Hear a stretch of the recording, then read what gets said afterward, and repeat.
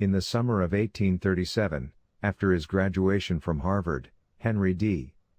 Thoreau, like many another bright young college graduate, was thinking about what he should do for a living. There were no corporation recruiters in those days, and no seductive baits offered by business and the professions. Thoreau would certainly have rejected them in any case, for he had already decided that he was going to live his life in his own way.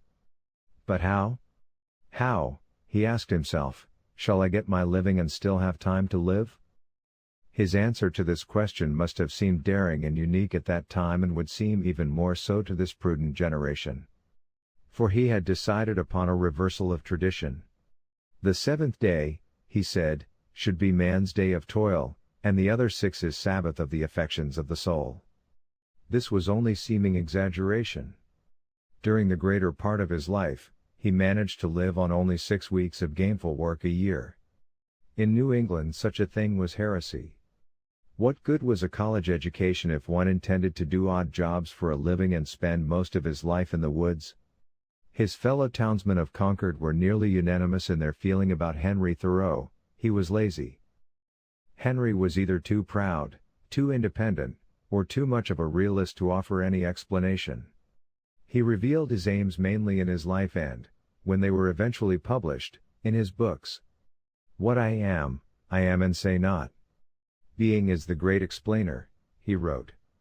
And in a letter to a friend, he offered this bit more along the same line: if you want to convince a man that he does wrong, do right. But do not care to convince him. Men will believe what they see. Let them see. Emerson, his neighbor and good friend, understood. It was his touch that awakened Thoreau's genius, and the friendship begun in Thoreau's youth ended only with his death.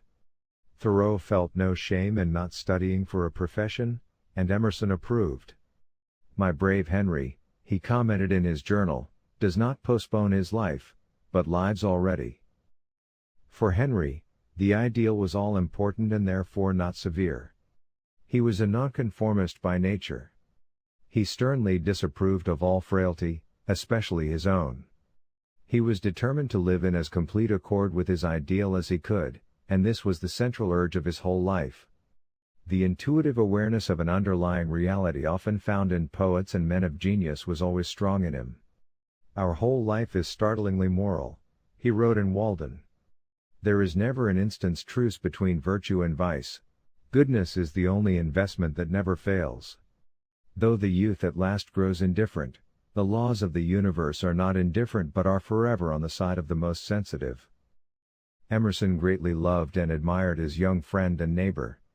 He was, he said, a person of rare, tender, and absolute religion, a person incapable of any profanation, by act or thought.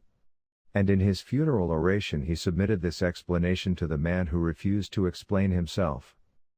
I must add the cardinal fact that there was an excellent wisdom in him, proper to a rare class of men, which showed him the material world as a symbol. This discovery, which sometimes yields to poets a certain casual and interrupted light, serving for the ornament of their writing, was in him an unsleeping insight, and whatever faults or obstructions of temperament might cloud it, he was not disobedient to the heavenly vision. In his youth he said one day, "The other world is all my art, my pencils will draw no other, my jackknife will cut nothing else, I do not use it as a means." At what point in his life Thoreau became aware of the material world as a symbol is not precisely known. It has been suggested by more than one writer that he experienced some kind of spiritual rebirth, and that it took place soon after he joined the Emerson Circle in 1841. As usual, Thoreau has given us no clue.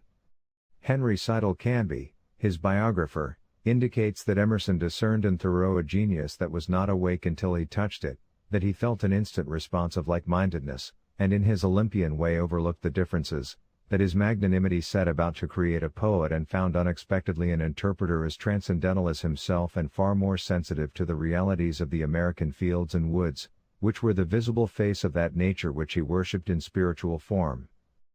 2 verses from Thoreau's first book, A Week on the Concord and Merrimack Rivers, which date from this time, reflect some extraordinary experiences. They are animated by the thought which Emerson says makes all his poetry a hymn to the cause of causes, the spirit which vivifies and controls his own. I hearing get, who had but ears, and sight, who had but eyes before. I moments live, who lived but years. And truth discern who knew but learning's lore. And again, in these lines. Now chiefly is my natal hour.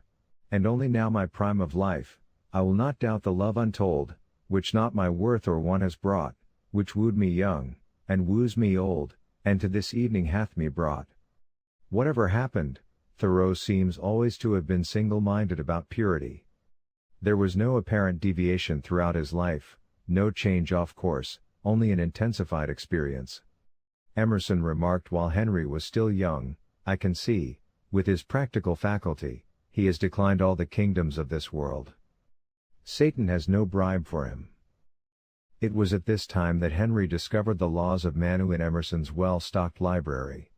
He reported the find in his journal with the excitement of one who has unexpectedly encountered a seminal mind.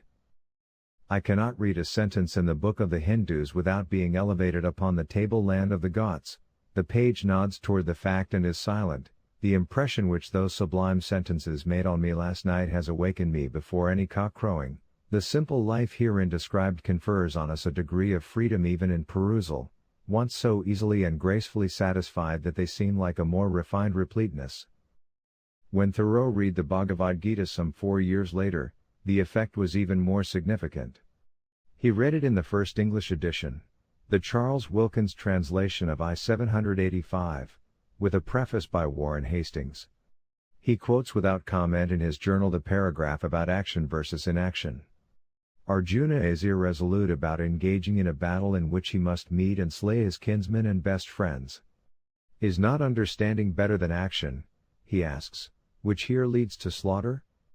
Krishna resolves these doubts, and Thoreau made careful note of the answer. A man's calling, with all its faults, ought not to be forsaken. Wherefore, 0 Arjun, resolve to fight, children only, and not the learned, speak of the speculative and the practical doctrines as two. They are but one? For both obtain the self-same end, and the place which is gained by the followers of the other, no one ever resteth a moment inactive. Every man is involuntarily urged to act by those principles which are inherent in his nature, so, the man is praised who, having subdued all his passions, performeth with his active faculties all the functions of life, unconcerned about the event. He who may behold as it were inaction in action, and action in inaction, is wise amongst mankind. He is the perfect performer of all duty. Action and inaction, says Krishna, obtain the self-same goal, since God is both and the issue is always in him. A man must seek out those principles which are inherent in his nature, and act accordingly. And this was the principal idea which Thoreau took from the Gita, that the wise man seeketh that which is homogeneous to his own nature. This struck a responsive chord in Thoreau, for years before he had expressed the same thought in different words in his journal, where he wrote, "We are constantly invited to be what we are." Thoreau accepted the great religions, often with some expression of scorn for the narrow-minded. I have no sympathy with the bigotry and ignorance which make transient and partial and puerile distinctions between one man's faith or form of faith and another's as Christian and heathen, he wrote in his journal. I pray to be delivered from narrowness, partiality, exaggeration, bigotry. I like Brahma, Hari, the Great Spirit as well as God. Thoreau had read extensively in the Vedas and he had been profoundly influenced by what he had read. He believed in the practice of religion and not in religious attitudes. He excluded no religion and had even urged publishing together the collected scriptures of mankind, Hindu, Persian, Hebrew and many others. Many thought him arrogant, but he had depths of humility unsuspected by all but his close friends. He held the ordinary values of society in contempt.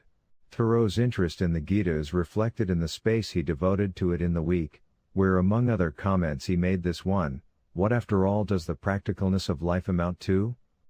The things immediate to be done are trivial. I could postpone them all to hear this locust sing. The most glorious fact of my experience is not anything I have done or may hope to do, but a transient thought, or vision, or dream, which I have had.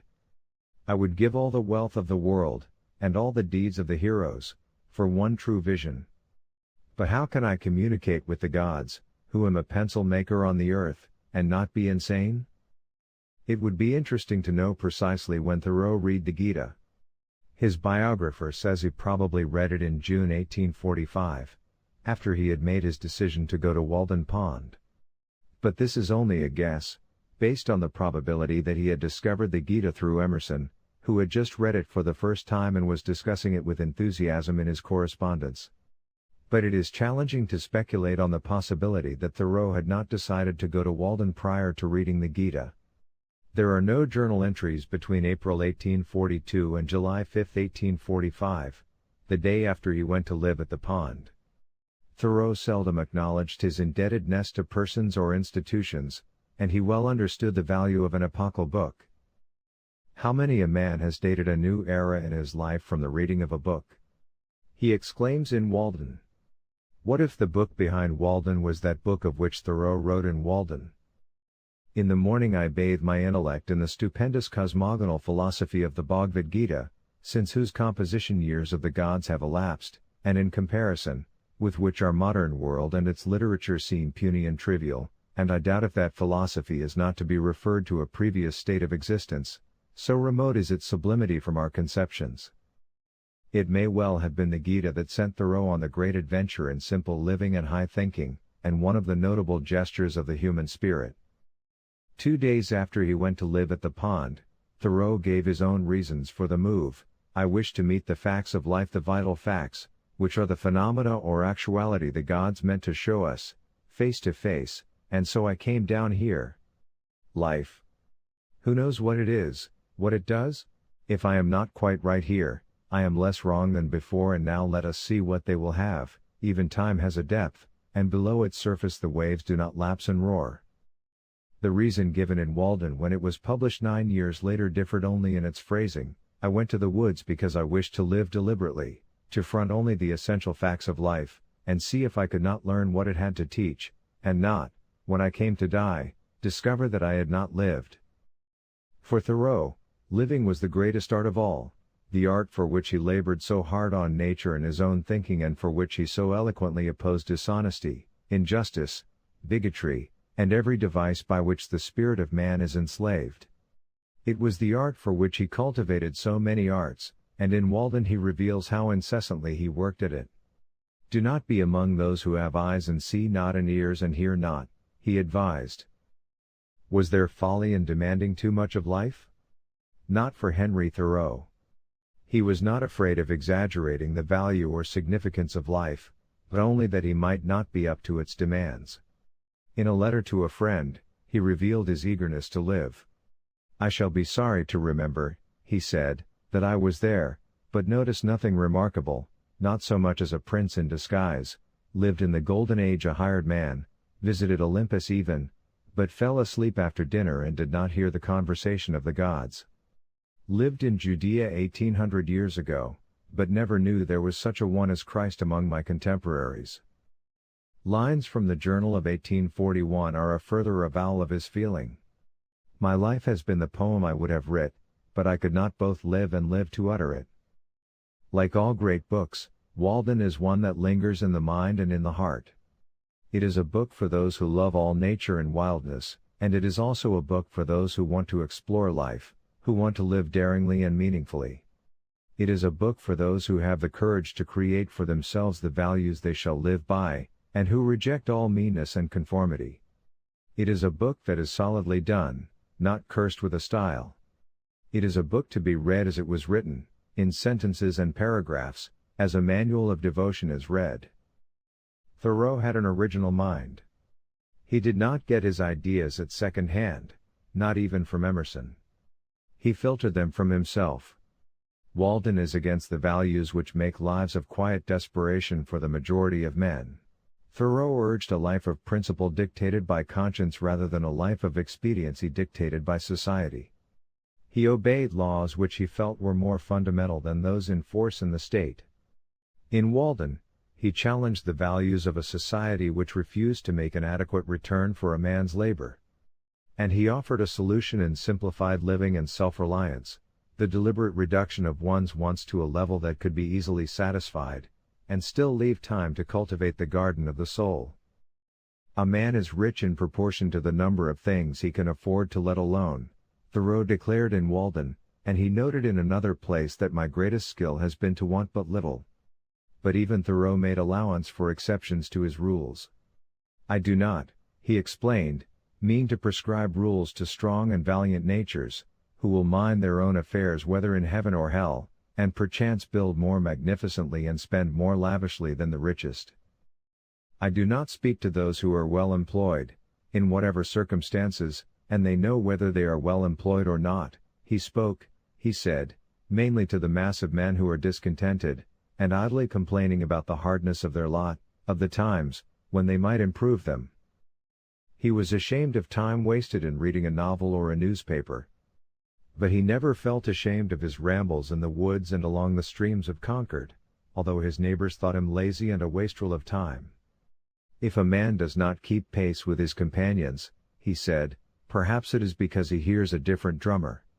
Living was the great art he wished to learn, and he felt that his neighbors who exchanged so much of life for property and respectability were the real wastrels. He was not thinking only of his neighbors in Concord or even in New England when he asked why men gave so poor an account of their time as if they had not been asleep.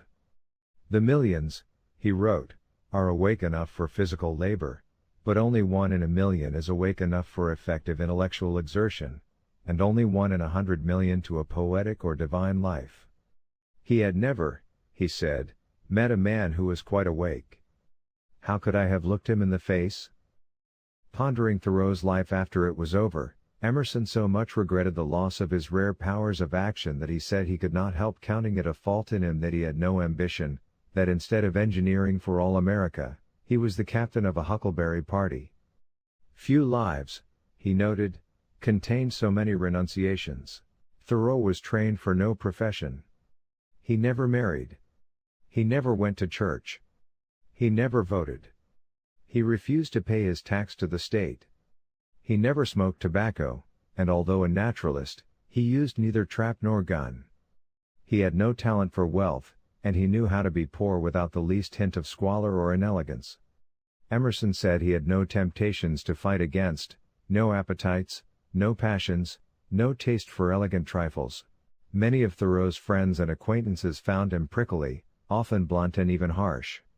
His frankness could be painful to all he met. In his youth he was not fond of visiting, but could not bring himself to give the conventional reasons for declining invitations, such as that it was not convenient or that he was unable to go. Instead, he spoke the truth, I do not want to go. There were thorny aspects of Thoreau that Emerson did not understand or that at least he found painful and limiting. I think, he wrote after Thoreau's death, the severity of his ideal interfered to deprive him of a healthy sufficiency of human society. Emerson found something in his nature not to be subdued, always manly and able, but rarely tender, as if he did not feel himself except in opposition. He wanted a fallacy to expose, a blunder to pillory, I may say required a little sense of victory, a roll of the drum, to call his powers into full exercise. It cost him nothing to say no, Emerson wrote in a biographical sketch. Indeed, he found it much easier than to say yes. It seemed as though his first instinct in hearing a proposition was to controvert it, so impatient was he with the limitations of our daily thought. This habit, of course, is chilling to the social affections, and though the companion would in the end acquit him of malice or untruth, yet it mars conversation. Hence no equal companion stood in affectionate relations with one so pure and guileless. Fine manners were an offense to him as was any affectation. The finest manners in the world are awkwardness and fatuity when contrasted with a finer intelligence, he wrote. They appear but as the fashions of past days, mere courtliness, small clothes and knee buckles, an attitude merely. The vice of manners is that they are continually deserted by the character, they are cast-off clothes or shells, claiming the respect of the living creature. The man who thrusts his manners upon me does so as if he were to insist on introducing me to his cabinet of curiosities, when I wish to see himself. Manners are conscious, character is unconscious. Emerson had noted that the isolation which belonged to Thoreau's original thinking had detached him from the social religious forms.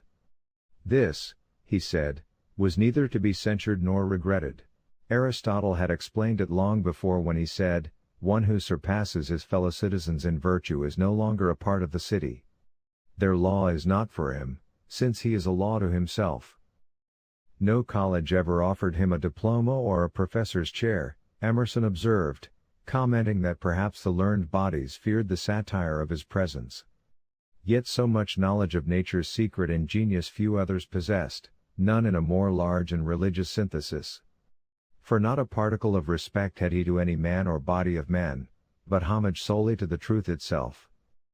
Was it strange that the man who had set for himself so high a standard should find himself so constantly disappointed in his relations with his friends? Thoreau's journal reveals an ambivalence about friendship that has baffled even his admirers.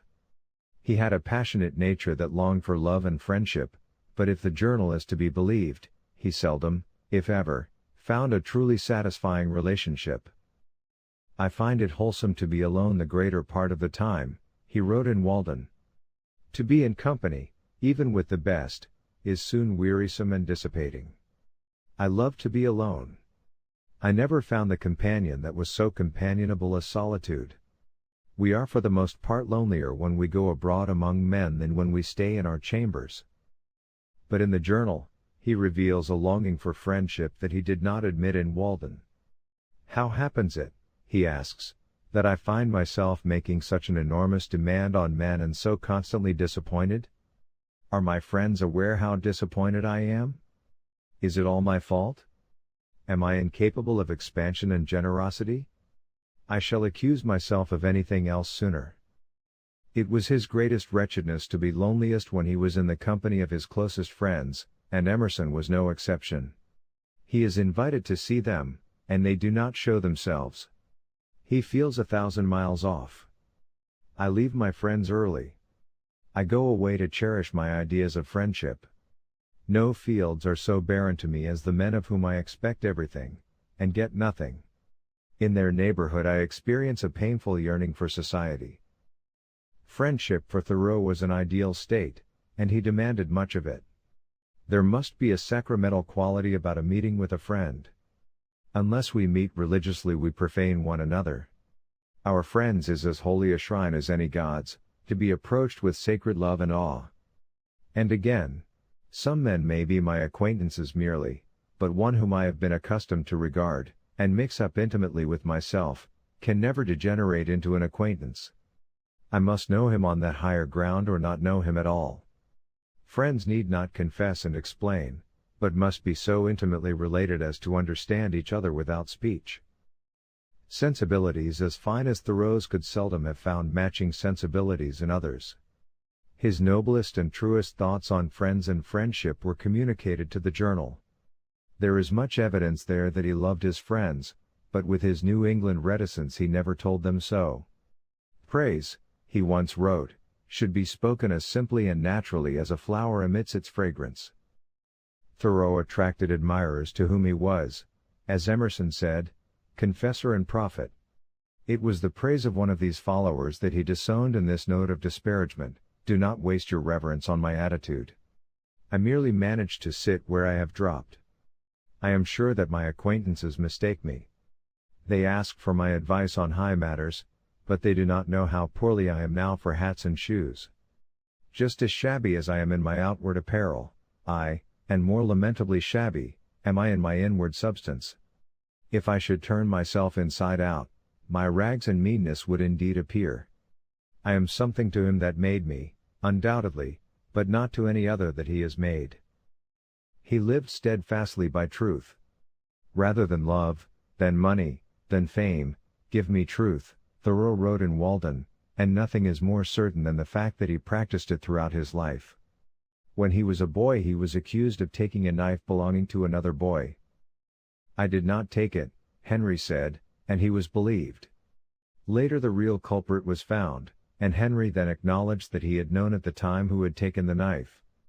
But when asked why he had not said so at the time, his reply was still the same: "I did not take it." His character seems to have been formed from the beginning and was undeviating throughout his life. In 1851 he noted his resolve to read no book, take no walk, undertake no enterprise, but such as he could endure to give an account of to himself and to live thus deliberately for the most part. He was impressed by virtue rather than by mere professions of virtue. Actions, not words. Thoreau found men talking a great deal about doing good, and he said he had tried it fairly and found that it didn't agree with his constitution. If I were to preach it all in this strain, he said, I should say, rather, set about being good. Do what you ought to do, he wrote in his journal in 1854. Why should we ever go abroad, even across the way, to ask a neighbor's advice? There is a nearer neighbor within us incessantly telling us how we should behave. But we wait for the neighbor without to tell us of some false, easier way. He did not believe in the ordinary values of society. One of his most quoted comments from Walden concerned this. The mass of men lead lives of quiet desperation, he wrote. And again, most men, even in this comparatively free country, through mere ignorance and mistake, are so occupied with the factitious cares and superfluously coarse labors of life that its finer fruits cannot be plucked by them. Their fingers from excessive toil, are too clumsy and tremble too much for that. Actually, the laboring man has not leisure for a true integrity day by day, he has no time to be anything but a machine. In earlier days when Thoreau was deciding what he should do for a living, he had considered trade, but soon decided against it, because he found that it would take 10 years to get under way, and he was afraid by then that he might be doing what is called a good business. For he was genuinely shocked to find men spending so much of their lives getting a living and so little in fulfilling the higher purpose for which he believed man was created. He believed that trade cursed everything it handles. That was why in 1854 he prepared another lecture which has come to us as the essay Life Without Principle. He felt that if he were to sell his forenoons and afternoons to society, as most other men did, there would be nothing left worth living for. A man might be very industrious and yet not spend his time well. It is remarkable, he noted, that there is little or nothing to be remembered on the subject of getting a living not merely honest and honorable but altogether inviting and glorious, for if getting a living is not so, then living is not. This essay is not the work of a professional agitator or reformer, but of an upright man, a man who throughout his life was moved solely by principle. The community, he said, has no bribe that will tempt a wise man, an efficient and valuable man does what he can, whether the community pay him for it or not. He found it so difficult to dispose of the few facts which were significant to him that he hesitated to burden his attention with those that were insignificant. It was important to him to preserve the mind's chastity and no take a very barroom of the mind's inmost apartment, as if for so long the dust of the street occupied us. We quarter our gross bodies on our poor souls, till the former eat up all the latter's substance. Thoreau also believed every man should perform his own duty. Be resolutely and faithfully what you are, he wrote in his journal, be humbly what you aspire to be. Be sure you give men the best of your wares, though they be poor enough, and the gods will help you lay up a better store for the future. Man's noblest gift to man is his sincerity, for it embraces his integrity also, and on another day he wrote, we are constantly invited to be what we are, as to something worthy and noble. I never waited but for myself to come round, none ever detained me, but I lagged and tagged after myself. Thoreau was plain in feature and dress, and only 5 feet 7 inches tall. William Dean Howells described him as a quaint stump figure of a man, who habitually dressed more like a laboring man than a scholar. It was the eyes that enlivened the face. They were blue, deep-set and probing. We have Emerson's word for it that he was a penetrating judge of men. At one glance, he wrote, he measured his companion, and saw the limitation and poverty of those he talked with, so that nothing seemed concealed from such terrible eyes. He could detect hypocrisy in dignified and prosperous persons as readily as in beggars, and with equal scorn. In his youth and young manhood, he must often have been an uncomfortable companion, but in his later years he mellowed so that Emerson found that his foibles, real or apparent, were fast vanishing in the incessant growth of a spirit so robust and wise, and which effaced its defects with new triumphs. Henry Thoreau called himself a mystic, a transcendentalist and a natural philosopher to boot. Nature was a great passion with him, but his greatest skill was not as a naturalist. John Burroughs, the famous American naturalist, discovered an idiosyncrasy in Thoreau. He was too intent upon the bird behind the bird always to take careful note of the bird itself, he said. But he added that, all other nature writers seem tame and insipid beside Thoreau. And it is fundamental to Thoreau to be deeply concerned with the spirit manifest in form, the bird behind the bird. There was some strange, mystic, deeper meaning always struggling to the light. At one leap, he said, I can go from the buttercup to the life everlasting. Man, he explained, cannot afford to be a naturalist, to look at nature directly, but only with the side of his eye. He must look through and beyond her. To look at her is as fatal as to look at the head of Medusa. What Thoreau was finally after in nature was something ulterior to poetry or science or philosophy. It was, Burroughs said, that vague something which he calls the higher law and which eludes all direct statement. He went to nature as to an oracle, and though he sometimes, indeed very often, questioned her as a naturalist and a poet, yet there was always another question in his mind. He brought home many a fresh bit of natural history, but he was always searching for something he did not find, for the transcendental, the unfindable, the wild that will not be caught. He saw architecture in the trees of the forest, the plumage of birds in the ripples of the Merrimack River, and man himself is only a part of nature's scheme, although sometimes a superior part. Shall I not have intelligence with the earth? Am I not partly leaves and vegetable mold myself? He describes the formation of a small island at the confluence of two rivers as one who has been present at the creation of the world. He seems to see the earth in all of its ages. No beauty escapes his eye, and he has a name for everything. But he sees with the eyes of the soul. The society he loved best he found in the woods and along the streams or on the banks of ponds. There, in solitude, he felt his kinship with the spirit which vivified and controlled his own.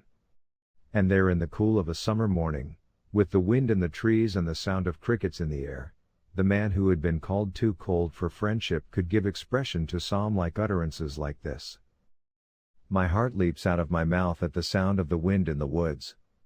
I, whose life was but yesterday so desultory and shallow, suddenly recover my spirits, my spirituality, through my hearing. Ah! If I could so live that there would be no desultory moments, I would walk, I would sit and sleep, with natural piety. What if I could pray aloud, or to myself, as I went along by the brookside, a cheerful prayer, like the birds? And then, to think of those I love among men, who will know that I love them, though I tell them not. I thank you, God. I do not deserve anything, I am unworthy of the least regard, and yet the world is gilded for my delight, and holidays are prepared for me, and my path is strewn with flowers. 0 Keep my senses pure. Towards the end of Walden, Thoreau summed up what he had gained from his sojourn at Walden Pond. I learned this, at least, by my experiment, that if one advances confidently in the direction of his dreams, and endeavors to live the life which he had imagined, he will meet with success unexpected in common hours. He will put some things behind, will pass an invisible boundary, new, universal, and more liberal laws will begin to establish themselves around and within him, or the old laws will be expanded, and interpreted in his favor in a more liberal sense, and he will live with the license of a higher order of beings. In proportion as he simplifies his life, the laws of the universe will appear less complex, and solitude will not be solitude, nor poverty poverty, nor weakness weakness. If you have built castles in the air, your work need not be lost, that is where they should be. Now put the foundations under them. Ill health clouded the last days of his comparatively short life. But as he grew older, he mellowed. His earlier strictures on friend and friendship no longer occupied a place in the journal. Emerson reported that he grew to be revered and admired by his townsmen, who had at first known him only as an oddity. Over the years, he had attracted as admirers a number of men of like mind with whom he carried on a considerable correspondence, and who became very much like disciples. In 1850, he had written in a journal entry that we inspire friendship in men when we have contracted friendship with the gods, but on the same day he had characteristically warned of the weakness of needing others. Woe to him who wants a companion, for he is unfit to be a companion even of himself. The last months of his life were peaceful. There can have been few deaths more enviable, Mr. Canby writes, comparing Thoreau's passing with accounts of Northumbrian saints and holy men in Bede's ecclesiastical history. He had begun to enjoy an entirely unsuspected popularity. Strangers sent grateful messages, children called on him, and boys of the neighborhood brought him game to eat. Thoreau had confined his expressions of disappointment with his friends to the journal, and of these his friends were unaware.